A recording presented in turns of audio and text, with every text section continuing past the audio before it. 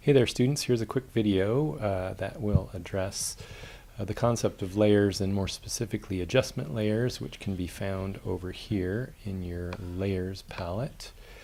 If you don't see a palette available in your interface here, remember that in Photoshop under the Windows menu you can find most of the common options you would be looking for. So here's my layers palette. It's visible there, and because it has a check here or a check there, it means that it's visible. You'll also notice, as per usual, the key command to turn that palette on and off is right here, F7.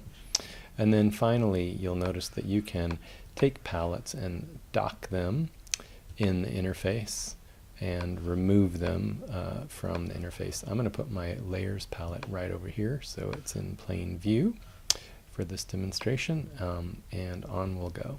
Okay, down here in the layers palette at the bottom you'll see this circular button is the option for adding what's called an adjustment layer. We'll use a curves adjustment layer on this image, but before I do that I'm going to show you the more common way of applying adjustments to an image, and that would be from the image adjustments menu option up here.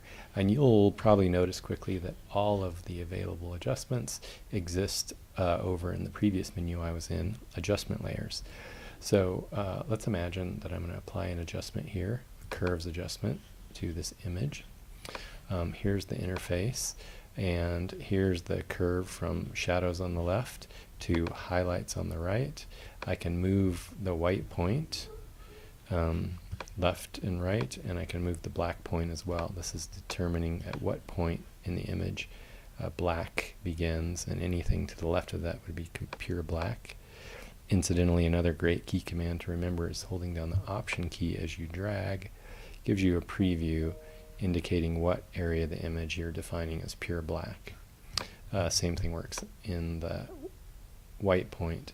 If I wanted to be certain that all of this area behind Ed was white, I would just hold down the Option key and drag left until that was filled in.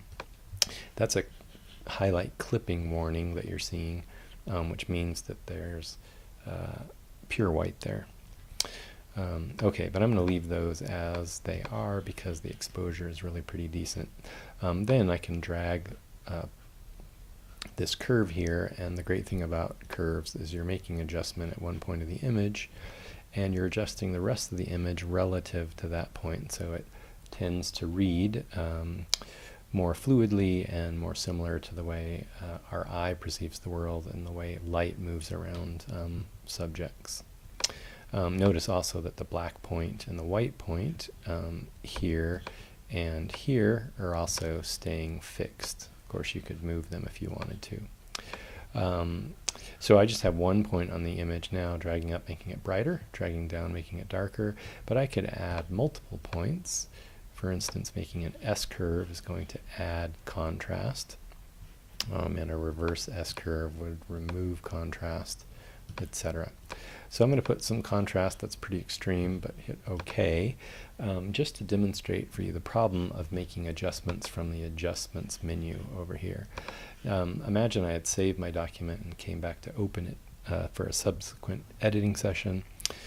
If I decided, oh, that's a little too much contrast, if I went back here to the image and adjustments and curves option, you'd notice that the curve that I had applied is no longer visible here.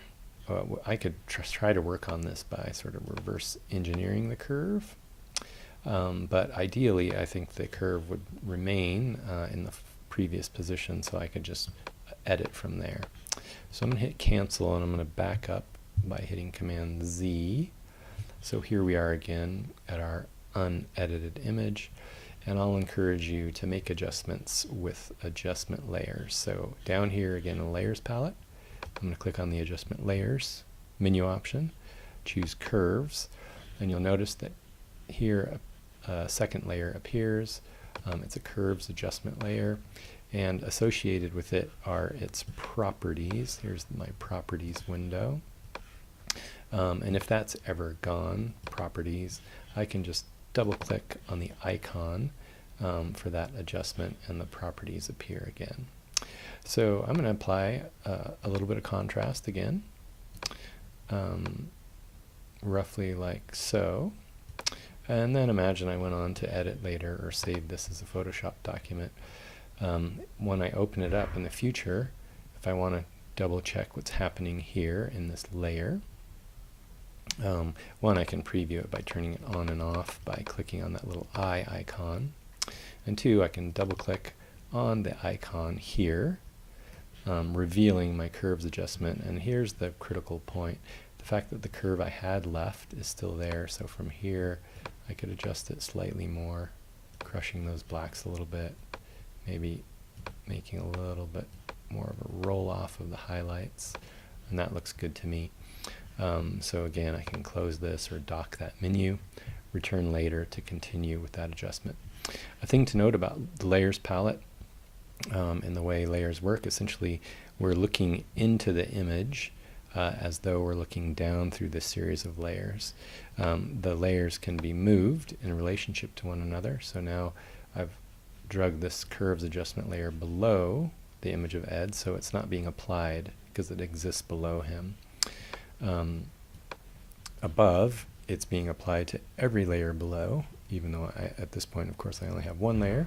But note that you're looking down through the series of layers, turning them on and off like so, enables and disables them. There's a lot more complexity here that we'll get to.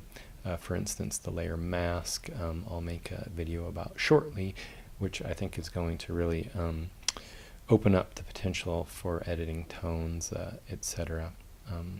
Within Photoshop. Okay,